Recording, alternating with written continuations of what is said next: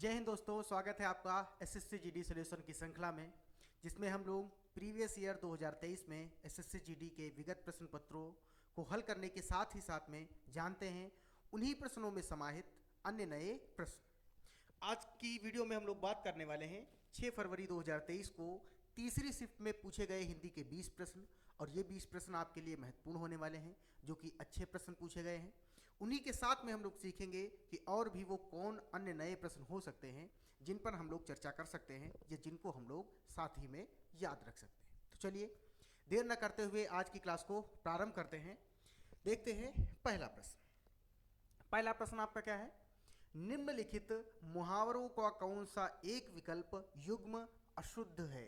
पहला ही प्रश्न आया है जिसमें आपसे पूछा है अशुद्ध है। पूछा क्या है, मुहावरा। इन चारों विकल्पों में से वह कौन सा एक विकल्प है जिसमें मुहावरा और उसका अर्थ जो युग्म बना है, युग्म का अर्थ क्या है, जोड़ा, वो अशुद्ध है।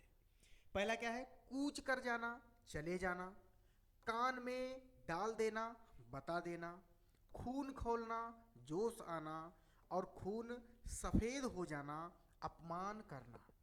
क्या करना है आपको ये बताना है कौन सा युग्म अशुद्ध है। कूच कर जाना, कूच का अर्थ क्या होता है, कूच का अर्थ होता है गली या कूचा। आपने सुना होगा गली, और गली का ही एक पर्याय है क्या, कूचा। तो कूच कर जाना, चले जाना, ये युग्म आपका बिल्कुल सही है। कान में डाल देना, अब बता देना, ये भी मुहावरा आपका सही है। आपने सुना होगा कि आपसे कहा जाता है कि ये बात उनके कान में डाल देना, यानी कि उनको बता देना। तो दूसरा मुहावरा युग्म भी आपका क्या है, सही है। तीसरा है खून खोलना, और खून खोलना का अर्थ क्या होता है, जोश आना। किसी भी बात को या किसी दुर्व्यवहार को देख करके आपका खून खोलता है, उसी को कहते हैं क्या, आपके अंदर जोश आता है। तो यह भी सही है। चूंकि 3 सही है, इसका अर्थ ये है कि ये क्या होगा, गलत होगा। खून सफ़ेद हो जाना का अर्थ अपमान करना नहीं होता। खून खौल जाना का अर्थ होता है, नहीं सॉरी, खून सफ़ेद हो जाना का अर्थ क्या होता है, ये हो जाता है कि अपने आत्मसम्मान को ना बचा पाए, इससे आप क्षोभ में हैं, और उसी को कहते हैं खून सफ़ेद हो जाना, डर जाना या भयभीत होना। डर या भयभीत होना, डर या भयभीत होना। हक्के पक्के उड़ जाना, ऐसे करके एक और मुहावरा होता है, वो भी होता है डर जाना। खून सफ़ेद होना का अर्थ क्या होता है, भयभीत होना। चलिए अगला प्रश्न देखते हैं। अगला प्रश्न है आपका, निम्नलिखित अकर्मक एवं सकर्मक क्रिया शब्द युग्मों में से किसमें त्रुटि है। आपको क्या बताना है, किसमें त्रुटि है। क्रियाएं कैसी हैं, आकर्मक है, और दूसरी क्या है, सकर्मक है। पहले हम लोग इन्हीं अकर्मक और सकर्मक को जान लेते हैं और फिर देखते हैं इनके प्रश्नों। जैसे एक आपका टॉपिक है, टॉपिक का नाम क्या है, क्रिया। क्रिया होती क्या है, तो क्रिया विकारी शब्द है। विकारी शब्द क्या होते हैं, वो शब्द जिनको लिंग वचन कारक काल पुरुष के आधार पर परिवर्तित किया जा सकता है। फिर क्रिया को 3 आधारों पर बांटा गया है। उन 3 आधारों में से एक आधार है कर्म के आधार पर क्रिया। अन्य कौन से आधार हैं, तो एक है आपका अर्थ के आधार पर क्रिया। एक क्या है, अर्थ के आधार पर क्रिया, और एक क्या है, कर्म के आधार पर क्रिया, और एक है प्रयोग या संरचना के आधार पर क्रिया। जो कर्म के आधार पर क्रिया है, उस क्रिया को 2 भागों में डिवाइड किया गया। एक क्रिया आपकी कहलाई आकर्मक, आकर्मक, और दूसरी क्रिया आपकी कहलाई सकर्मक। दूसरी क्रिया आपकी क्या कहलाई, सकर्मक। अकर्मक क्रियाएं क्या होती हैं, वे क्रियाएं जिनके लिए कर्म की आवश्यकता ना हो या जिन क्रियाओं का प्रभाव कर्म के ऊपर ना पड़े।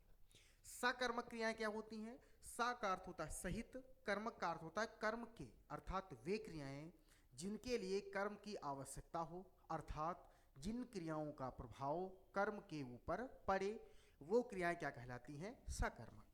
अकर्मक क्रियाएं और सकर्मक क्रियाओं का युग्म आपको दिया गया है। इन्हीं में से आपको बताना है किस युग्म में त्रुटि है।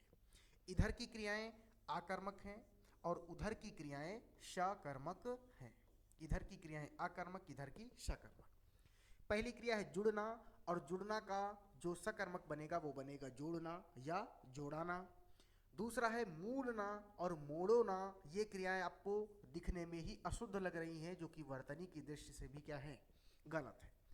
तीसरा विकल्प है आपका खुलना, और खुलना अकर्मक क्रिया है और सकर्मक क्या बनेगी, खोलना, और इसी का प्रेरणार्थक सकर्मक क्रिया बनेगी खुलवाना।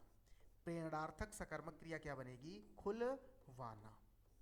अगला है आपका दिखना, देखना, और यहाँ क्या बन जाएगा, प्रेरणार्थक दिखाना। प्रेरणार्थक क्या बन जाएगा, दिखाना, और यहाँ हो जाएगा जुड़वाना। जुड़वाना। प्रेरणार्थक क्रियाएं क्या होती हैं, यदि कर्ता स्वयं काम न करे बल्कि अन्य पुरुष से काम करवाए तो वो क्रियाएं कहलाती हैं प्रेरणार्थक क्रियाएं। जैसे यहाँ दिखाने का काम खुद नहीं करेगा, कोई दूसरा करेगा। यहाँ खोलने का काम खुद नहीं करेगा, मध्यम पुरुष भी नहीं करेगा, कोई अन्य पुरुष करेगा। तो उत्तर आपका क्या हो जाएगा, उत्तर हो जाएगा मूड़ना या मोड़ना।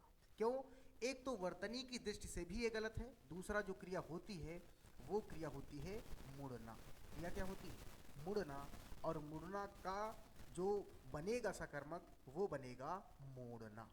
मुड़ना का जो सकर्मक बनेगा वो क्या बनेगा, वो बनेगा मोड़ना। तो आपको ये याद रखना है कि क्रियाओं को कितने आधार पर बांटा गया है, और कर्म के आधार पर दो प्रकार की क्रियाएं होती हैं, एक होती है अकर्मक, दूसरी होती है सकर्मक। अगला प्रश्न है आपका, निम्नलिखित में से अशुद्ध वाक्य कौन सा है। वाक्य संशोधन एसएससी जीडी में पूछा जाने वाला महत्वपूर्ण और जो आपके परीक्षक हैं उनका महत्वपूर्ण तथ्य या टॉपिक भी है आपका वाक्य संशोधन। आपको बताना है कौन सा वाक्य अशुद्ध है। लक्ष्य ने शिक्षक से विभा की शिकायत की। अगला है, एक विद्यार्थी को 2 पुस्तक मिलेगी। अनिल ने कल 2 खिलौने खरीदे। और अगला है आपका, नव्या की बहन शिमला में पढ़ती है। लक्ष्य ने शिक्षक से विभा की शिकायत की, शुद्ध वाक्य है आपका। एक विद्यार्थी को 2 पुस्तक मिलेगी, यहाँ शब्द कितना लिखा है, 2, तो 2 हो जाने से पुस्तक नहीं बल्कि क्या होना चाहिए, पुस्तकें होना चाहिए।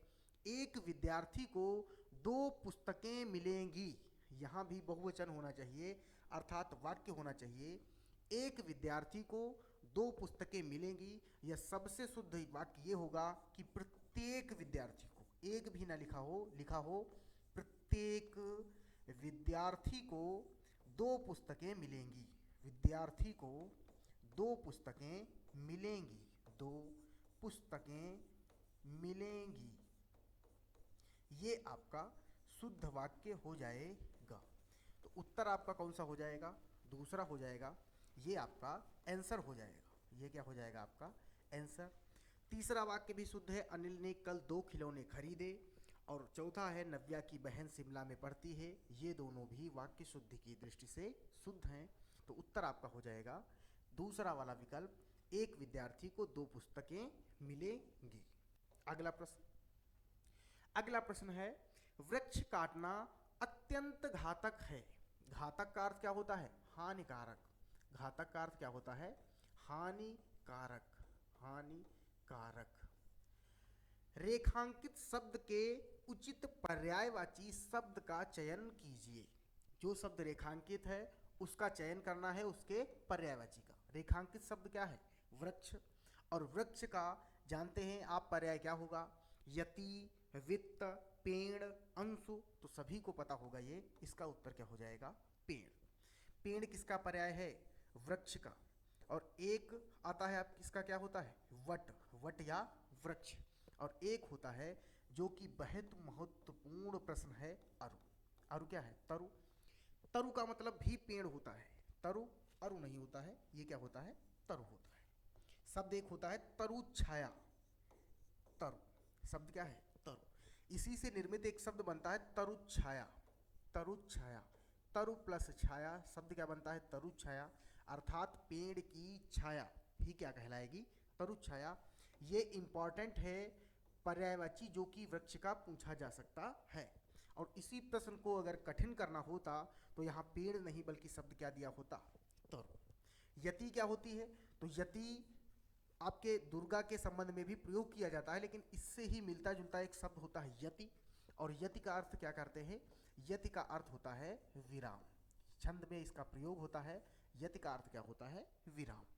वित्त, वित्त जानते हैं क्या होता है? या तो धन होता है या आप इसको कह सकते हैं संपत्ति। धन या संपत्ति जो आपका होता है वही क्या होता है? वित्त। और एक शब्द है आपका अंशु। इस अंशु शब्द पर चर्चा कर लेते हैं। अंशु आपका क्या होता है? अंशु सूर्य के संबंध में भी प्रयोग किया जाता है और दूसरा ये किरणों के संबंध में भी प्रयोग किया जाता है। किरण जानते हैं, जो सूर्य से अंशुमालाएं निकलती हैं उन्हीं को कहा जाता है क्या? किरण। तो किरण किस अर्थ किसका होता है? अंशु का। अगला प्रश्न देखते हैं। अगला प्रश्न है आपका पुस्तकालय। उपर्युक्त वाक्य में रिक्त स्थान का उपयुक्त विकल्प निम्न में से क्या होगा? किसके लिए? पुस्तकालय के लिए। देखिए प्रश्न में प्रश्न क्या है? एक शब्द यहाँ है उपर्युक्त और एक शब्द है उपयुक्त। उपयुक्त का अर्थ क्या है? सबसे अच्छा हो प्रयोग करने में जो, वही क्या है? उपयुक्त। उपर्युक्त क्या होता है? तो उपर्युक्त होता है, मैंने कल भी क्लास में आपको बताया था, उपरि प्लस उक्त। उक्त का अर्थ होता है कहा गया, ऊपरी का अर्थ होता है ऊपर, अर्थात ऊपर कहा गया, अर्थात पुस्तकालय। पुस्तकालय क्या होगा? वह स्थान है जहाँ पढ़ाई मिलती है, वह स्थान है जहाँ बैठकर पढ़ाई की जाती है। पुस्तकालय वह स्थान है जहाँ बैठकर बातें की जाती हैं। हाँ, ये भी हो सकता है भाई। वह स्थान है जहाँ बैठकर पढ़ाई मिलती है। पढ़ाई कहीं मिलती नहीं है आपको, आपको स्वाध्याय करके या टीचर के माध्यम से ज्ञान की प्राप्ति होती है। तो मिलने की तो बात खत्म है, इसका मतलब ये और ये तो नहीं होगा। वह स्थान जहाँ बैठ करके बातें की जाती हैं, तो बातें तो जो भी अच्छे बच्चे नहीं होंगे वो चाहे जहाँ भी कर सकते हैं, तो बातें भी नहीं होगा, ये भी नहीं होगा, ये भी नहीं होगा। इसका मतलब उत्तर आपका होगा दूसरा। और पुस्तकालय क्या होता है? पुस्तकालय वह स्थान है जहाँ बैठकर पढ़ाई की जाती है, जिसको क्या कहते हैं? लाइब्रेरी भी कहते हैं। क्योंकि ये शब्द अच्छा है तो इस पर हम चर्चा भी थोड़ी कर लेते हैं। शब्द है आपका पुस्तकालय। बताओ अगर आपसे पूछा जाए इसमें संधि कौन सी है, तो आप निस्संदेह इसमें संधि कर देंगे। पहला शब्द होगा पुस्तक और दूसरा शब्द क्या होगा? दूसरा शब्द होगा आलय। पहला शब्द होगा पुस्तक और दूसरा शब्द क्या होगा? आलय। पुस्तक, आलय का अर्थ क्या होता है? आलय का अर्थ होता है स्थान या घर। स्थान या घर क्या होता है? आलय। तो पुस्तक प्लस आलय क्या हो जाएगा? पुस्तकों को रखने का स्थान, जहाँ ऐसा पुस्तकों का संग्रह जहाँ लोग बैठ करके पढ़ाई करते हैं, वही क्या होगा? पुस्तकालय। तो संधि आपकी कौन सी हो जाएगी? दीर्घ संधि हो जाएगी। चूंकि आ का योग आ से हो रहा है तो दीर्घ स्वर संधि हो जाएगी। और दूसरा अगर समास पूछ लिया जाए तो हो जाएगा पुस्तकों के लिए आलय, और के लिए का अर्थ है तत्पुरुष समास हो जाएगा। कौन सा समास? तत्पुरुष समास हो जाएगा। किस शब्द में? पुस्तकालय शब्द में। ये भी आपको याद रखना है। अगला प्रश्न। अगला प्रश्न है निम्नलिखित वाक्यों में अशुद्धि पहचाने। क्या पहचानना है आपको? अशुद्धि। कहाँ वर्तनीगत अशुद्धि है? कानून के हाथ लंबे होते हैं। किसके हाथ? कानून के हाथ लंबे होते हैं। होते, हाथ, कानून, लंबे। तो आप जानते हो कि कानून वर्तनी की दृष्टि से क्या लिखा है? गलत लिखा है। वास्तव में कानून क्या होता है? बड़ा ऊ की मात्रा, दीर्घ ऊ की मात्रा होती है। शब्द क्या होता है? कानून। ऐसे लिखा जाता है। इसलिए जिसमें अशुद्ध है वो शब्द क्या हो जाएगा? कानून हो जाएगा। तो वाक्य हो जाएगा कानून के हाथ लंबे होते हैं। कानून के हाथ लंबे होते हैं। इससे ही मिलता जुलता चलिए एक प्रश्न है, और वो प्रश्न क्या है? व्यक्ति, व्यक्ति जिसके हाथ, व्यक्ति जिसके हाथ, जिसके हाथ घुटनों तक लंबे हों। कहाँ तक लंबे हों? घुटनों तक लंबे हों। घुटनों तक लंबे हों। उसके लिए एक शब्द क्या होता है आपको बताना है। वह व्यक्ति जिसके हाथ घुटनों तक लंबे होते हैं, उसके लिए एक व्यक्ति या एक शब्द आता है आजानुबाहु। क्या आता है? आजानुबाहु। जिसके हाथ घुटनों तलक लंबे हो। कानून के हाथ लंबे होने का अर्थ ये नहीं है कि कानून के हाथ बहुत लंबे होते हैं कि आप अगर 10 मीटर दूर भी हैं तो आपको ऐसे खींच लेगा, नहीं। कानून के हाथ लंबे होने का आशय ये है कि यदि पुलिस चाहे, यदि कानून चाहे, तो चाहे जितनी भी गहराई में बात छिपी हुई हो, चाहे जितना भी कोई व्यक्ति दूर हो, कोई ना कोई प्रत्यक्ष प्रमाण के माध्यम से आप तक उसकी पहुंच हो जाएगी। इसलिए कानून के हाथ लंबे होते हैं, ये मुहावरे के रूप में, लोकोक्ति के रूप में भी प्रयोग किया जाता है। ये आपको याद रखना है। आजानुबाहु क्या होता है? व्यक्ति जिसके हाथ घुटनों तक लंबे हों। ठीक, अगला नेक्स्ट क्वेश्चन। अगला प्रश्न है, रेखांकित शब्द समूह के लिए सर्वाधिक उपयुक्त विकल्प चुनें। राज्य के प्रधान शासक द्वारा दिया गया आधिकारिक आदेश पढ़कर मुझे प्रसन्नता हुई। क्या पढ़कर? राज्य के प्रधान शासक द्वारा दिया गया आधिकारिक आदेश को पढ़कर मुझको प्रसन्नता हुई। और ये जो रेखांकित भाग है, इसके शब्द समूह के लिए सबसे उपयुक्त शब्द क्या होगा, ये आपको बताना है। नियमावली, अध्यादेश, आदेश, अधिकादेश। तो अधिकादेश तो शब्द होगा नहीं। आदेश आप जानते हैं, लेकिन उस आदेश के लिए राज्य के प्रधान शासक की आवश्यकता नहीं है, आदेश कोई भी दे सकता है। तो शब्द सबसे उपयुक्त जो होगा वो क्या होगा? अध्यादेश। नियमावली क्या होती है? जिसको हम लोग सारणी कहते हैं। आपकी परीक्षाएं किस डेट पर होंगी, किस समय में होंगी, इसका पहले ही संचालन कर देना, आपको पहले ही बता देना, जिसको कहते हैं आपकी कैलेंडर जारी कर देना। जैसे एसएससी जीडी या एसएससी का कैलेंडर जारी होता है, या यूपी ट्रिपल एससी का कैलेंडर जारी होता है, या यूपीएससी का कैलेंडर जारी होता है, उसको कहते हैं क्या? नियमावली। अध्यादेश क्या होता है? राज्य के प्रधान शासक द्वारा दिया गया आधिकारिक आदेश। और यह दो शब्दों से मिलकर के बना है। और वो दो शब्द कौन से हैं? पहला शब्द है आपका अधि, और उसी अधि उपसर्ग में मूल शब्द जुड़ गया, और मूल शब्द क्या जुड़ गया? आदेश। अधि प्लस आदेश, यहाँ से ई का योग आ से हुआ, और ई का परिवर्तन या में होने के बाद या में परिवर्तन हो गया, तो यद संधि कहलाई, यड संधि। तो अध्यादेश में संधि कौन सी है? यड संधि। अध्यादेश का अर्थ क्या है? राज्य के प्रधान शासक द्वारा दिया गया आधिकारिक आदेश। और अगर आपने पॉलिटी से पढ़ी है तो आपको पता है कि राष्ट्रपति और राज्यपाल दोनों ही अध्यादेश जारी करते हैं। राष्ट्रपति और राज्यपाल दोनों ही क्या अध्यादेश जारी करते हैं। और ये 6 माह और 6 सप्ताह, अधिकतम 6 माह और 6 सप्ताह के लिए जारी किया जाता है। राष्ट्रपति 123 आर्टिकल यानी अनुच्छेद 123 के अंतर्गत इसको जारी करता है, और राज्यपाल 213 के अंतर्गत इसको अध्यादेश को जारी करता है। तो ये भी आपको याद रखना है। ये मैंने आपको पॉलिटी का ज्ञान दे दिया। ऐसे ही आपको हिंदी को पढ़ना है। चलिए अगला प्रश्न है, कमल का पर्यायवाची शब्द है। पर्यायवाची जो भी आपकी अनेकार्थी या विलोम शब्द हैं वो आपको पढ़ने रहते हैं।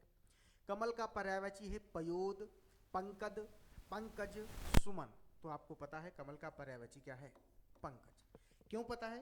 क्योंकि ये वो शब्द हैं जो आपको बचपन का अर्थ है कक्षा 6, 7, 8 से आपको रटाना चालू कर दिए, या आप अगर उससे भी पहले पढ़े हैं 2, 3 की क्लास में, तो भी आपको ये शब्द रटवा दिए जाते हैं कि कमल के पर्यायवाची याद कीजिए, या फूल के पर्यायवाची याद कीजिए, या देवी देवताओं के पर्यायवाची याद कीजिए। ये सब आपको याद करवा दिया जाता है।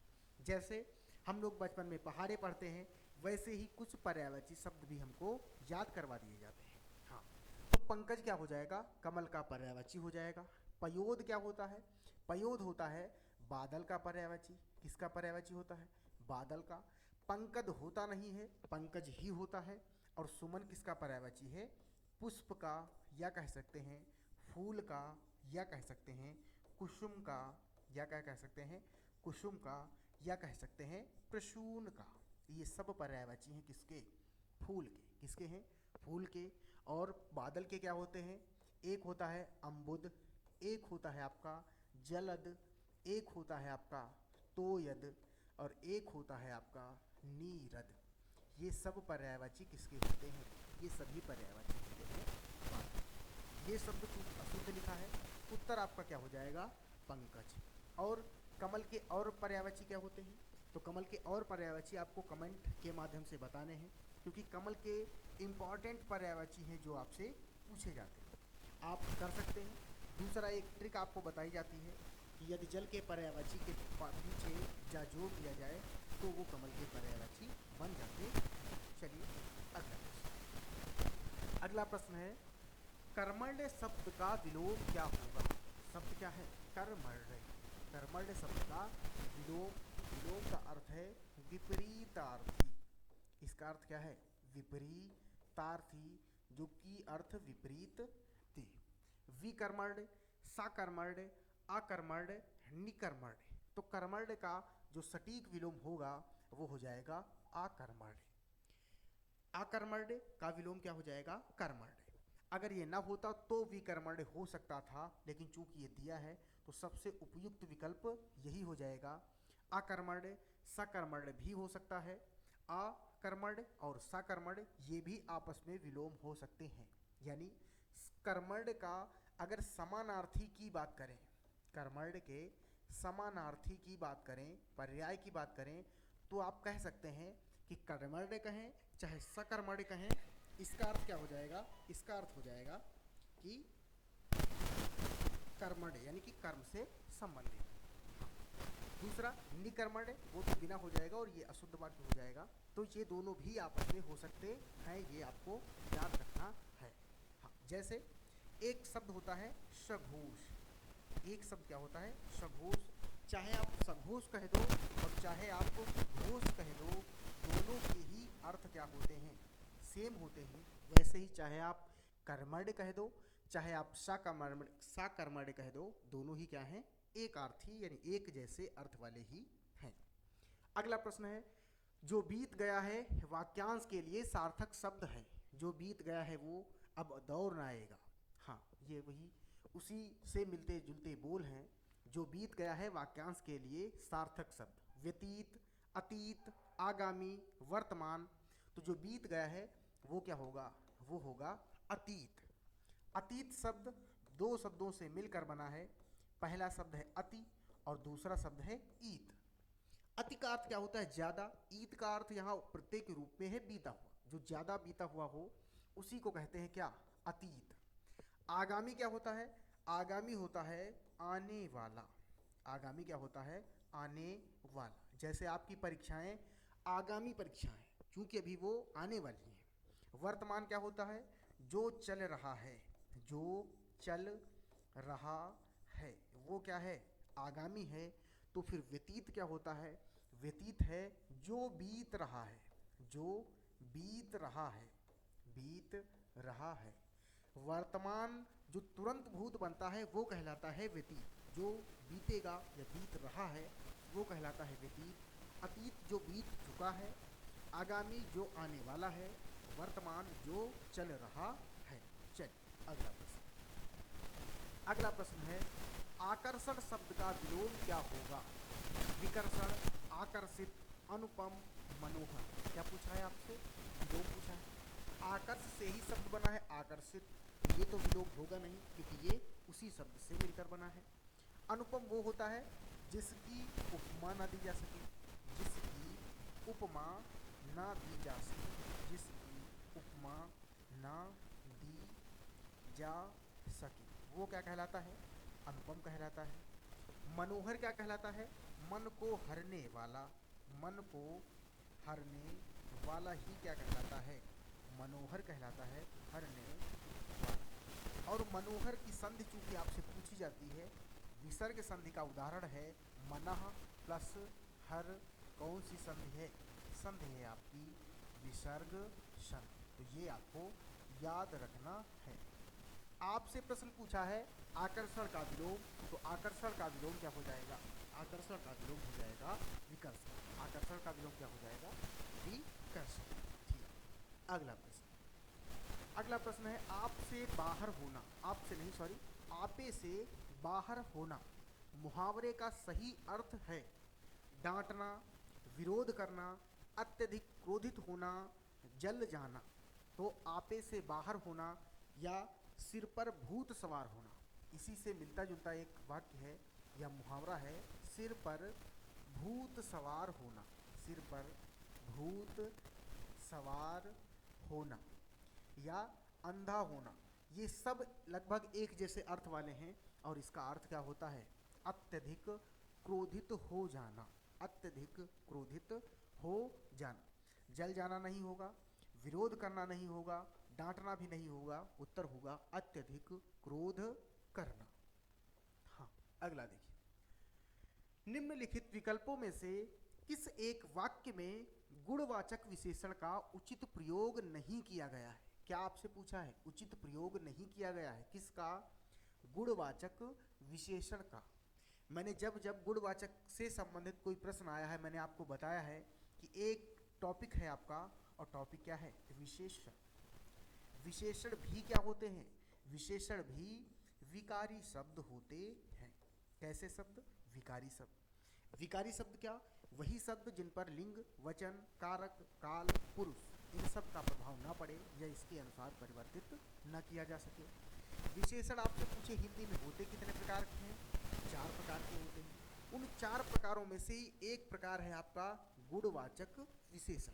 गुण, रंग, रूप, आकार, प्रकार, इन सब की जो विशेषता बताए वो कहलाता है गुणवाचक विशेषण। विशेषण क्या है? जो किसी संज्ञा या सर्वनाम की विशेषता बताने के लिए प्रयोग किए जाते हैं वो कहलाते हैं विशेषण। कर्मवीर बौना है, इसमें बौना क्या हो जाएगा? विशेषता हो जाएगी किसकी? कर्मवीर की। अच्छा, विशेषण, यहाँ एक बात आपको और भी बता दें जो कि विशेषण से महत्वपूर्ण है कि विशेषण 2 प्रकार से प्रयोग किए जाते हैं। विशेषण 2 प्रकार से प्रयोग किए जाते हैं। एक तो होते हैं आपके उद्देश्य विशेषण और एक होते हैं आपके विधेय विशेषण। एक क्या होते हैं आपके? विधेय विशेषण। उद्देश्य जो कर्ता से पहले विशेषण प्रयोग किए जाएं, उद्देश्य विशेषण। विधेय विशेषण जो कर्ता के बाद प्रयोग किए जाएं लेकिन कर्ता के लिए ही प्रयोग किए जाएं वो कहलाते हैं विधेय विशेषण। ये आपको याद रखना है। कर्मवीर बौना है तो ये विशेषण हो जाएगा। वह लंबा है, यह भी विशेषण हो जाएगा और गुणवाचक विशेषण ही होगा। शिव शंकर की शर्ट काली है, ये भी शर्ट की विशेषता बता रहा है, गुणवाचक विशेषण हो जाएगा। सुरेश केरल में पढ़ता है, इसमें कोई भी शब्द विशेषण नहीं है, अर्थात उत्तर आपका चौथा विकल्प हो जाएगा, सुरेश केरल में पढ़ता है। विशेषण संबंधी आपको एक बात या एक तथ्य और भी याद रखना है, क्या? कि विशेषण की अवस्थाएं कितनी होती हैं। विशेषण की अवस्थाएं कितनी होती हैं ये भी आपको याद रखना है। जैसे आप इंग्लिश में डिग्रियां पढ़ते हैं, positive degree, comparative degree, superlative degree, वैसे ही यहाँ विशेषण की अवस्थाएं होती हैं। और अवस्थाएं होती कितनी हैं? 3 होती हैं। कौन कौन सी होती हैं? एक अवस्था होती है मूलावस्था, एक अवस्था होती है मूलावस्था जिसको कहते हैं क्या? Positive degree. दूसरी होती है उत्तरावस्था, और उत्तरावस्था को क्या कहते हैं? उत्तरावस्था को कहते हैं कंपैरेटिव डिग्री।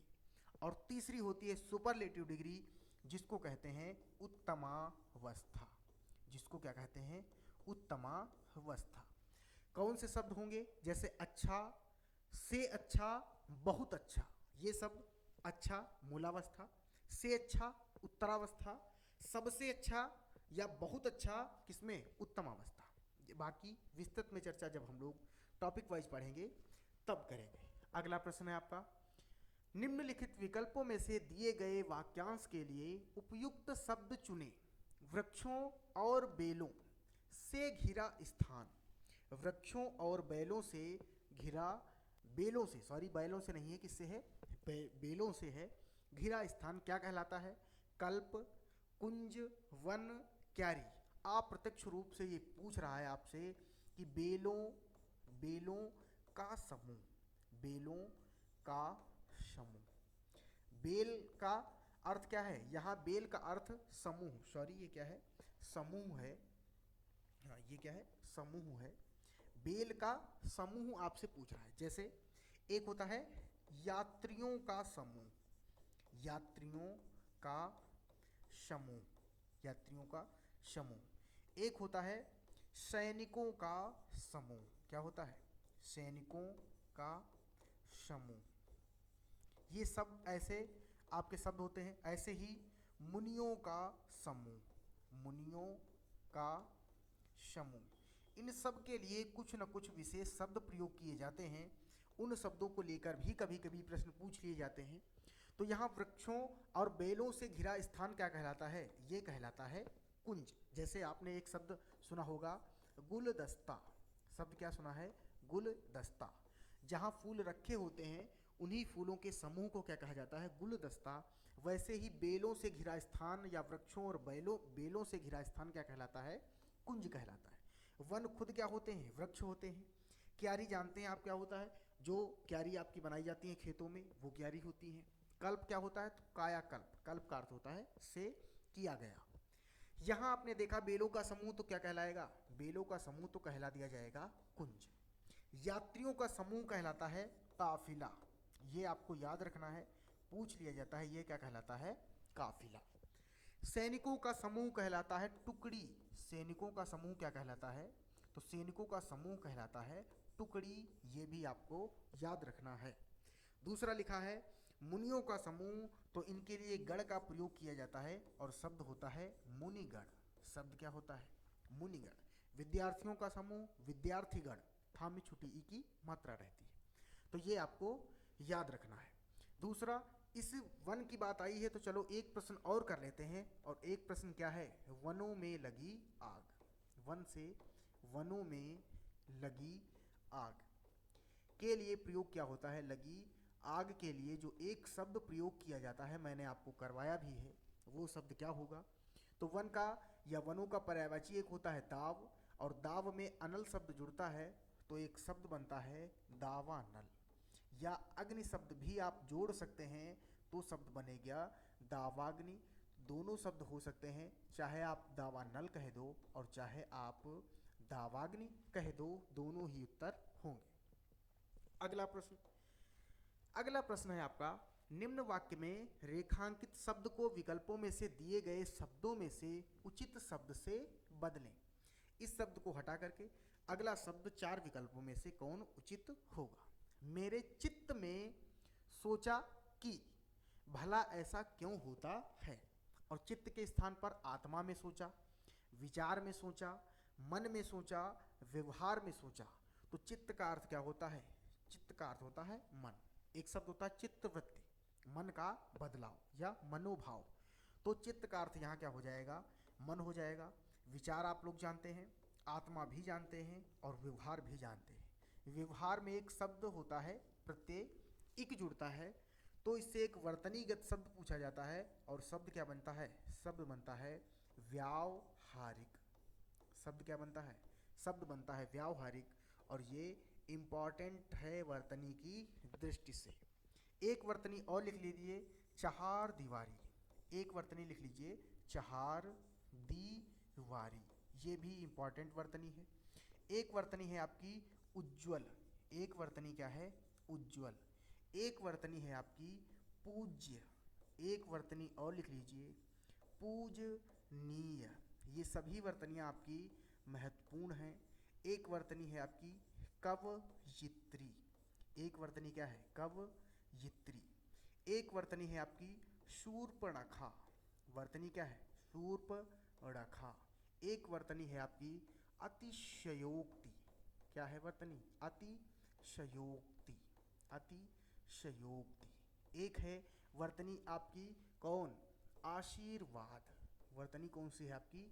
आशीर्वाद। ये सभी वर्तनियाँ आपकी बहुत ही महत्वपूर्ण वर्तनियाँ हैं, इनको आपको याद रखना है।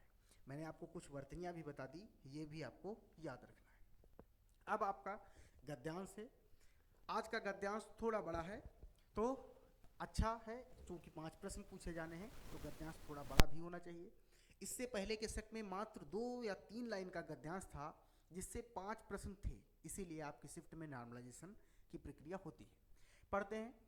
सिंह की भांति राणा ने उनके बीच में किया, 17 सरदार पृथ्वी पर झुक गए। मैंने आपसे बताया है जब आप गद्यांश करेंगे कम से कम 2-3 वाक्य शुरुआत के पढ़ लेंगे, जिससे आपको एक अंदाजा हो जाता है कि जो गद्यांश है वो किस दिशा में जाएगा। उसी हिसाब से आपको इन शब्दों में फिलअप करना है। सिंह की भांति राणा ने उनके बीच में पट्टाक्षेप, आक्रमण, पदार्पण, तांडव। तो सिंह की भांति उनके बीच में करना है तो बीच में आक्रमण नहीं, आक्रमण शुरुआत से किया जाता है। पटाक्षेप भी नहीं होगा, तांडव भी नहीं होगा, क्योंकि तांडव तो शिव जी करते हैं। तो इसलिए उत्तर हो जाएगा आपका पदार्पण। सिंह की भांति राणा ने उनके बीच में पदार्पण, पदार्पण का अर्थ है पद प्लस अर्पण, यानी कि आगे बढ़े। 17 सरदार पृथ्वी पर झुक गए, उनकी तलवारें भनभना उठी, खनखना उठी, तड़तड़ा उठी, बजबजा उठी। तो तलवारें खनकती हैं तो उत्तर हो जाएगा खनखना उठी, उनकी तलवारें खनखना उठी। और पीठ पर बंधी हुई बड़ी ढालें हिल पड़ी। सेना ने महाराज को देखते ही वज्र ध्वनि, कौन सी ध्वनि? वज्र ध्वनि। ये वही है वज्र। वज्र किसका हथियार है? इंद्र जी का। वज्र किसकी हड्डियों से बना? तो एक महर्षि थे दधीच, और इनकी वर्तनी बहुत पूछी जाती है, आपको याद रखना है। क्या नाम है इनका? दधीच। इन्हीं की हड्डियों से बनता है वज्र। देखते ही वज्र ध्वनि से अभियान, जय घोष, शोकगान, मंगलयान। तो मंगलयान तो आपका अब आया है, ये नहीं होगा। शोकगान होगा नहीं, क्योंकि युद्ध का आरंभ होना है, अभियान चलाया नहीं जा रहा है। तो क्या होगा? जय घोष। देखते ही वज्र ध्वनि से जय घोष किया। प्रताप ने एक ऊंचे टीले पर खड़े होकर अपने सरदारों और सेना को संबोधित करके कहा, मेरे प्यारे वीरों, वसंधरों, आज हम वह कार्य करने जा रहे हैं जो हमेशा हमारे शत्रु, पूर्वजों, सहयोगियों, अनुजों, तो जो हमेशा हमारे, चूंकि आपको पता है महाराणा प्रताप, राणा सांगा सब एक ही पीढ़ी हैं, तो पूर्वज होंगे। तो उत्तर आपका क्या हो जाएगा? पूर्वज। जो हमेशा हमारे पूर्वजों ने किया है।